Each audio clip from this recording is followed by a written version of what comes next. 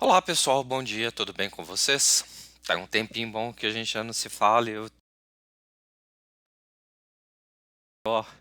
das nossas conversas, né? Mas hoje o assunto que eu tenho em pauta é um assunto muito polêmico e ele está sendo discutido dentro de uma alçada muito grande, que é o rol, inclusive dentro do STJ, que é a discussão do rol ser sugestivo ou informativo. Para quem não sabe, o rol de procedimentos ANS é um conjunto de procedimentos, materiais, medicamentos, diárias, taxas, materiais sugeridos pela ANS, né, definidos pela ANS como cobertura obrigatória. A discussão é se esse rol de procedimentos ele é impositivo, ou seja, ele precisa de ser imposto para todas as operadoras de plano de saúde, ou se ele é sugestivo, ou seja, as operadoras têm, com base naquele rol, a sugestão de cobertura daqueles planos de saúde que ela oferta. Então ela tem a flexibilidade, entre aspas, de montar de acordo com a cobertura proposta. A parte de medicamentos e a parte principalmente de materiais, ela é uma parte muito dinâmica. Ela está sempre em constante evolução e existem órgãos, por exemplo, que definem, né, que é a Conitec, que é do Ministério da Saúde, e a própria Anvisa, né? Geralmente, por padrão, todo medicamento registrado junto à Anvisa, ele tem a cobertura pelos planos de saúde, né? Por padrão, isso é uma coisa normal do mercado. Mas a definição do rol ser impositivo ou ser sugestivo, ele muda muita coisa no cenário nosso de cobertura de planos de saúde. Ele passa a dizer aquilo que realmente ele precisa de cobrir e aquilo que ele sugere de cobertura. Ou seja, ele dá uma flexibilidade, ele vai impor para a operadora uma situação e vai impor para o consumidor outra. Né? Você só vai poder consumir aqueles medicamentos que foram prescritos e estão estabelecidos no contrato junto à ANS. Né? Então, por exemplo, medicamentos experimentais, medicamentos de alto custo, medicamentos quimioterápicos, os famosos medicamentos off-label, eles não vão poder mais ser sugeridos, né, para um tratamento. Isso muda muito, igual eu disse, muito a dinâmica do funcionamento. E pode quebrar as operadoras. A partir do momento que você impõe um conjunto de medicamentos, a operadora vai ter que cumprir aquilo ali rigorosamente.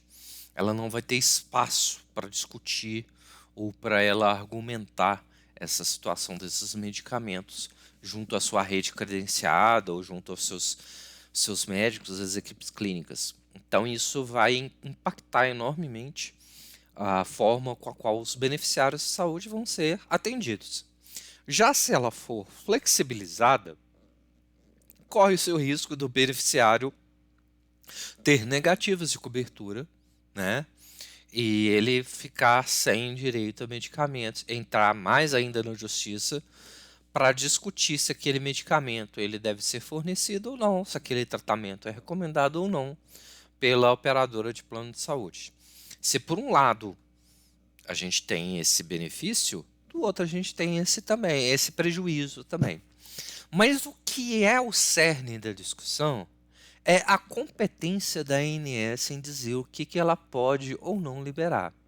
A ANS é uma agência reguladora, é como se fosse a Agência Nacional de Energia Elétrica que determina o preço dos da energia elétrica, como se fosse a Anatel que regulariza o serviço de telefonia no Brasil. Então isso tudo acaba impactando, na verdade, no consumidor final. E isso pode gerar um risco, né, não apenas de mercado, mas dos processos em si que acontecem junto a essa rede. Né? A minha sugestão é que a ANS ela nem deveria existir enquanto autarquia. Por quê? Ela deveria ser simplesmente uma secretaria especial dentro do Ministério da Saúde. Hoje em dia, a ANS ela protege muito mais os planos de saúde do que realmente ela defende o consumidor. Ela não tem vínculos protetivos efetivos para a parte mais fraca da ponta, que é a do consumidor. E ela impõe uma burocracia muito grande para as operadoras. Então, você ter um plano de saúde hoje em dia, né, você assistir um plano de saúde, ele é muito mais caro do que realmente um plano de saúde que poderia ser acessível e com uma cobertura bem definida por parte do sistema de saúde. O ideal é que não existissem planos de saúde, né? Um cenário ideal, se a gente for pensar a concepção do SUS, os planos de saúde não deveriam existir, porque o SUS, né, em sua concepção, em seu cerne, eles têm um papel gigantesco na sociedade. Só que o SUS ele foi pensado num modelo de remuneração muito baixo. Então, você cuidar de um paciente com R$ 2,50, R$ 3, e tentar dar uma atenção de qualidade para ele, com início de contrapartida do governo federal, é muito baixo, é um valor muito pequeno, um valor muito irrisório. E o modelo de remuneração das operadoras também é um modelo pay for fee, né? Pay for fee, ou seja, você paga pelo aquilo que você utiliza. Então é claro que as operadoras, os médicos, os prestadores de serviço, eles vão querer que você pague mais caro pelo serviço diferenciado. Eles não vão querer pensar em você como simplesmente uma atenção primária. É o que as operadoras todas têm discutido, é o que o mercado tem discutido de uma maneira muito forte, mas ele ainda não chegou num modelo que realmente seja de atenção primária à saúde de maneira efetiva. É muito complexo essa questão. Eu acho que assim, não existe outra. A gente ainda é muito dependente dos planos de saúde. O SUS não é capaz de acobertar todo o território nacional de uma maneira íntegra. Seja por falhas estruturais, seja por falhas humanas, seja por falhas de logística, mas as operadoras de saúde elas têm que ter limites. E os limites dela com a ANS, elas estão muito confortáveis, né? A ANS ela fiscaliza muito pouco as operadoras e até a forma de qualificar as operadoras ela é baseada em dados que são muito subjetivos. Por exemplo, o IDSS, por exemplo, de fratura de fêmur em pessoas idosas. Esse índice, teoricamente, para a saúde pública, ele tem sentido, né? No SUS ele tem sentido. Mas na saúde suplementar ele tem sentido em qual foco? Significa que os idosos nossos dos planos de saúde, eles têm mais suspensão a terem quedas? E existe um grande dificultador, que é o processo de acompanhamento do neonatal. A gente, por mais que as operadoras, o mercado, por mais que ele tenha discutido os processos de parto humanizado, de parto adequado, a ANS tenha batido muito nessa tecla há muito tempo, a maioria das operadoras pequenas, elas não conseguem se adequar a essa situação, porque ainda existe no Brasil a cultura do parto com data marcada, né? Isso é uma coisa muito assustadora ainda. A gente ainda tem um número de cesáreas muito grande. E esse número ele tende a crescer devido a essa situação. O que a gente pode fazer para combater isso? Tem N formas de combater isso, tem N formas de você fazer isso. O problema é que as operadoras de plano de saúde elas estão acordando muito tarde para um fator, o fator humano. As operadoras de plano de saúde conhecem muito bem de sinistralidade. Ela conhece muito bem o ticket que elas têm. Mas ela não conhece a pessoa por trás daquele número de carteirinha. E isso acaba gerando uma falsa percepção de atendimento de qualidade ou atendimento premium, né? Os planos de saúde, eles estão muito segmentados em classes sociais.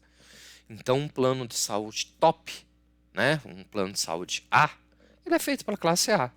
Um plano de saúde classe B é feito para a classe B. A maioria dos beneficiários de planos de saúde, eles são vinculados a contratos coletivos empresariais, porque a pessoa entra numa empresa e ela não escolhe o seu plano de saúde. É imposto a ela um plano de saúde. Então ela tem que se sujeitar à rede credenciada daquele plano de saúde, né? Você não tem liberdade de escolha efetiva sobre aquilo. Então é um caso muito interessante que a gente precisa de aprofundar muito nesse debate. Principalmente porque esse debate ele vai dizer para a gente como que funciona o mercado e qual que são os entendimentos claros sobre esse mercado de saúde suplementar. A atenção primária à saúde hoje é uma necessidade. Ela não é uma coisa que é simplesmente um fator a mais no seu plano de saúde. O problema é que a gente não tem estrutura operacional para fazer isso bem feito, né? A gente tem pouca estrutura operacional para fazer isso bem feito. A forma com a qual é pensada a atenção primária no Brasil, ela ainda está longe de ser a ideal. E o modelo de remuneração dessa atenção primária, ela ainda é totalmente desconectada da realidade, né? Ela é desconectada da realidade de uma prática clínica sustentável. Eu sempre bato na tecla que a gente precisa de fazer medicina baseada em evidências. Você pedir menos exames para você ter um melhor desfecho clínico, né? Não é a quantidade de exames que você faz que vai garantir o melhor desfecho clínico. O que vai garantir o melhor desfecho clínico para você é a pergunta certa para aquele caso para aquela sua queixa clínica, né? Então, o algoritmo médico ele precisa ser mais flexível e fluido, né? Não adianta o médico ter um up-to-date na mão para tirar a dúvida do caso clínico que ele está atendendo ali. Ele precisa de ferramentas muito mais inteligentes, ele precisa de conhecimento da saúde daquele beneficiário, ele precisa de um registro eletrônico de saúde único, e a gente ainda está muito lento nesse processo, a gente ainda está muito devagar. E a gente ainda vai custar muito a ter efetivamente um processo de atenção primária à saúde bem feita, né? O SUS faz isso bem feito? Faz. Apesar de todas as dificuldades, de todos os problemas, o SUS para atenção primária, ele ainda é o melhor caminho, é o melhor modelo. Tem os defeitos? Tem. Tem as dificuldades? Tem. Tem o problema das especialidades médicas e o tempo de resposta para exames? Tem. Mas isso é culpa de quem? Isso é culpa minha, sua, do seu prefeito, do seu vereador, do seu deputado estadual, do seu deputado federal e do seu senador. E do seu ministro de saúde. Todos esses elementos políticos, eles são responsáveis pelo fracasso do SUS, enquanto plano assistencial e direito universal à saúde. Então, quando você reclama do SUS, você está reclamando do seu posicionamento enquanto agente de saúde. Você é um agente de saúde. Você faz parte de uma cadeia de saúde. Então, antes de pensar naquilo que o SUS deixa de fazer, pense naquilo que você está colocando como seu representante para aquela governança, para aquele modelo de governança que você quer. A visão nossa não pode ser o médico bom é o médico que mais pede exames. O médico bom é aquele que se baseia em evidência. É aquele que te olha e vê. Você é um paciente normal, não tem nenhuma queixa física, está em dia, Eu preciso te pedir aquela quantidade de exames mesmo? Eu preciso de te revirar com um monte de exames, que aquilo ali vai fazer sentido no seu desfecho clínico? Vai mudar a sua abordagem? Né? Aquilo vai aumentar a qualidade de sua vida? Não. Atenção primária em saúde é você ter qualidade de atendimento de ponta a ponta. E isso requer a sua mudança de mentalidade. Não adianta você pensar assim, eu vou numa academia para fazer exames físicos. Não. Você vai na academia para sair do sedentarismo, mas se você fizer isso sem um acompanhamento médico, um acompanhamento nutricional, qual que vai ser o resultado que você vai ter? Em um mês você está saindo da academia. Em um mês você está saindo do Pilates. Em um mês você vai deixar de acompanhar aquilo ali com seu médico, porque simplesmente você vai ter aquele efeito de bem-estar e vai sair do processo de cuidado. O plano de cuidados que você tem, ele é importantíssimo para definir sua meta de saúde, o seu resultado de saúde, o seu desfecho clínico. Então, muito cuidado quando você fala sobre atenção primária e sobre sua relação com o plano de saúde e achar que isso não são relações políticas. São relações políticas, sim, são relações importantes e vocês precisam estar atento a isso, muito atento, né? O que um conselheiro municipal de saúde do seu bairro, da sua área de abrangência, falam para a prefeitura afeta a sua vida, né? Então, afeta os investimentos que são feitos na sua vida. Então, não deixe de acompanhar a política de saúde que é feita na sua cidade, no seu estado, no seu país. É o que eu sempre recomendo. Não existe saúde sem política. E não existe política que não seja baseada no diálogo, na transparência e principalmente no foco da pessoa como um todo. Ok? Essa é a minha reflexão de hoje. Eu espero continuar mantendo esse canal mais atualizado. E fiquem bem, comam direitinho, cuidem da sua saúde e inscreva-se no canal, dê o seu joinha, dê o seu like e, acima de tudo, como eu sempre digo, não passarão.